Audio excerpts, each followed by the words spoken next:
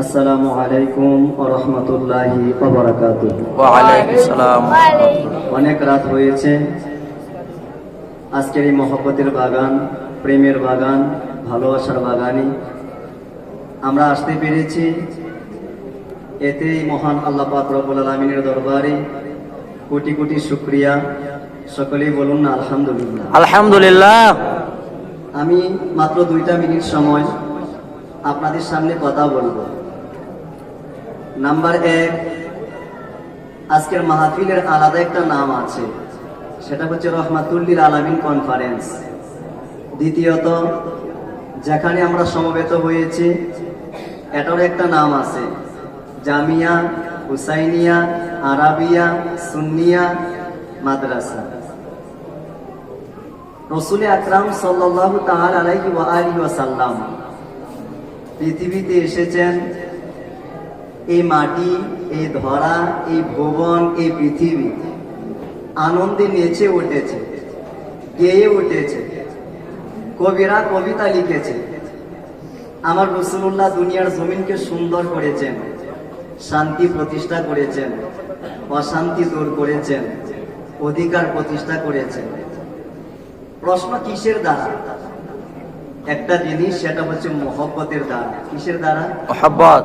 বলেন না, কিসের দ্বারা? মুহাব্বত। মহব্বতের দ্বারা। খাজা বাবা শাহান শাহ এনায়েতপুরী রহমাতুল্লাহি আলাইহি এই ভারতীয় উপমহাদেশে, এশিয়া মহাদেশে কোটি কোটি মানুষের অন্তরে ঈমানের বাতি জ্বালিয়ে দিয়েছেন কেবল মাত্র, শুধুমাত্র, একমাত্র মহব্বতের দ্বারা। ঠিক। এজন্য আমাদের তরিকতের 4টা মূল বিষয়ের মাঝখানে 2 নাম্বার, 1 নাম্বার আদব, 2 নাম্বার মুহাব্বত। কথা বলেন, মুহাব্বত। 2 নাম্বারটাই হচ্ছে মহব্বত। কি পরিমাণ মহব্বত এটা আমি বলে শেষ করে দিই।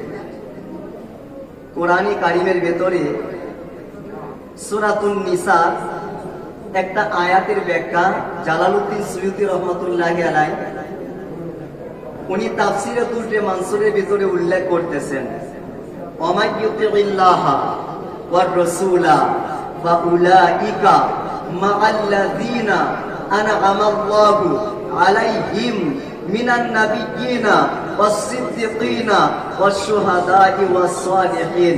জবান খুলে বলুন সুবহানাল্লাহ। সুবহানাল্লাহ। আপনি আয়াত নাজিল হওয়ার প্রেক্ষাপট সম্পর্কে জানেন না।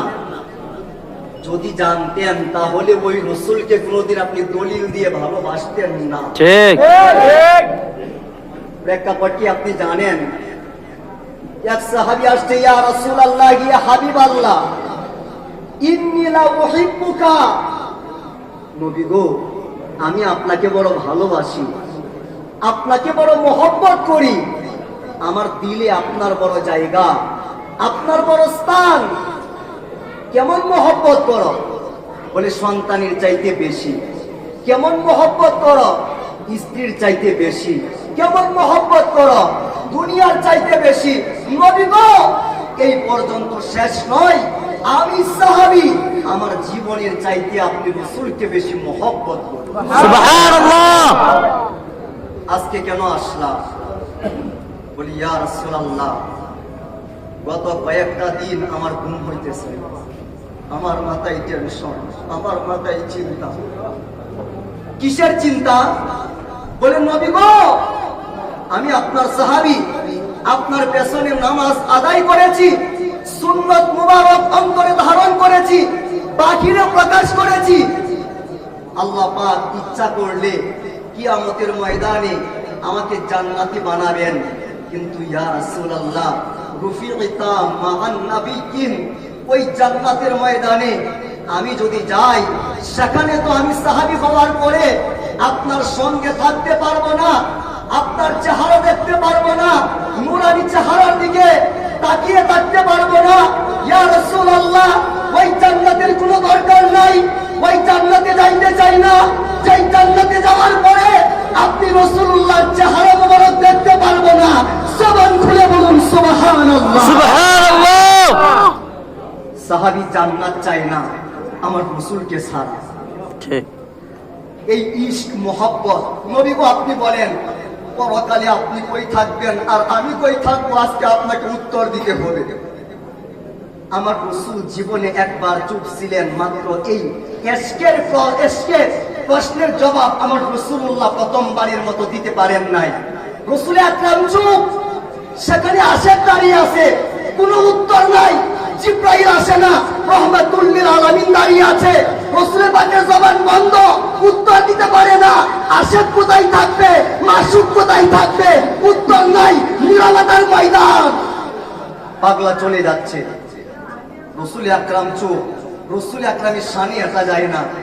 আল্লাহ বলে জিবরিল আয়াত নিয়ে যাও, ওয়ামাই ইউতিল্লাহ ওয়ার রাসূলা ফাউলাইকা মাআল্লাযিনা আনআমা আল্লাহু আলাইহিম মিনান নাবিয়্যিনা ওয়াস-সিদ্দিকিনা ওয়াশ-শুহাদা'i ওয়াস-সালিহিন।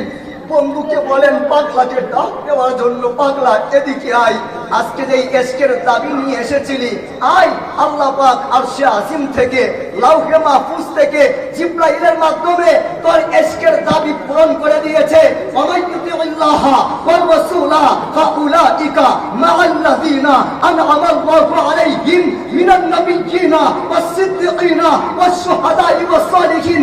যারা এই দুনিয়ার জমিনে পাগলামির মতো পাগলামি করতে পারবে, রাসূল আকরামের সাথে কানেকশন ঘটাইতে পারবে, জাহিরি বাতিনি ভাবে রাসূলের পাকের ইশক অন্তরে ঢুকাইতে পারবে, এরা কবরে গেলেও রাসূল থেকে আলাদা হইবে না, মিজানের পাল্লাই রাসূল থেকে আলাদা হইবে না, আসরের মাঠে রাসূল থেকে আলাদা হইবে না, বরং আমার আল্লাহ রাসূলুল্লাহকে এবং আশিকদেরকে একসাথে করে জান্নাতের মেহমান বানিয়ে দিবেন। এই আশিক হওয়ার শিক্ষা দিয়েছেন শাহানশাহী আনায়াতুল্লাহ রহমাতুল্লাহি আলাইহি। আজকে কোন ছায়াতলে আপনি এসেছেন জানেন না, আমরা নীরব এজন্য বুঝেন না। শাহানশাহী আনায়াতুল্লাহ রহমাতুল্লাহি আলাইহি ওনার ছাতা মুবারক কতটুকু বিস্তৃত আপনি আন্দাজ করতে পারেন না। এটা এমন একটা ছাতা মুবারক, এই ছাতা মুবারকের নিচে যতগুলা আশিকেরা পাগলেরা একসাথে হয়েছে, যদি একসাথে আবার লেগে যায় এই বাংলাদেশের সরকার একদিনে পরিবর্তন হয়ে যাবে। এই পরিমাণ আশিকে মুস্তফা এরা রয়েছে, আমরা রয়েছি। সমস্যা হচ্ছে আমাদের মধ্যে মহব্বতটা কমে গেছে। এক জাকের আরেক জাকের দেখলে বুকে জড়ায় নিত, চোখের পানি ছাড়তো, একসাথে বসে গজল গাইতো, এগুলো আমরা ভুলে গেছি। ইশক এবং মহব্বত জিন্দা করার জন্যই আজকে আমি বারবার যার দিকে তাকাচ্ছিলাম, আজকের মাদ্রাসার জন্য অত্যন্ত পরিশ্রম করে আজকে প্রেমের বাগান আপনাদেরকে উপহার দিয়েছেন, না বললেই নয়। মুফতি আল্লামা আশরাফ বিল্লাহ আল উসমানী সাহেব, অন্যান্যরাও পরিচালক, উনিও পরিচালক, আকাশ পাতাল ডিফারেন্স। মাগরিবের আজান হইল, অবাক হয়ে গেলাম, কি রে পরিচালকেও রোজা রাখে, ছাত্ররাও রোজা রাখে। এই প্রতিষ্ঠান আপনি কই পাইবেন? এই ইশক আপনি কই পাইবেন? এই মোহব্বত আপনি কই পাইবেন? এই দিলওয়ালা পরিচালক আপনি কই পাবেন? আপনার মুর্শিদ দয়া করেছেন, এজন্য হয়েছে। মুর্শিদ তাকে তাড়িয়ে দিয়েছে, এই ব্যক্তি আরশে আজিমে গিয়েও জায়গা পাবে না। কথা বলেন আল্লাহ